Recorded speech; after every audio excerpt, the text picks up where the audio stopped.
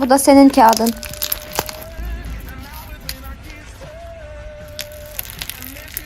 Kardeşim hastalanacağına ben hasta olayım daha iyi. Ablacığım hasta mı oldun sen? Yok kardeşim. İyiyim ben gerçekten. Oh be sonunda. Bu çok kolay. Günaydın anne. Pardon, sen de kimsin be?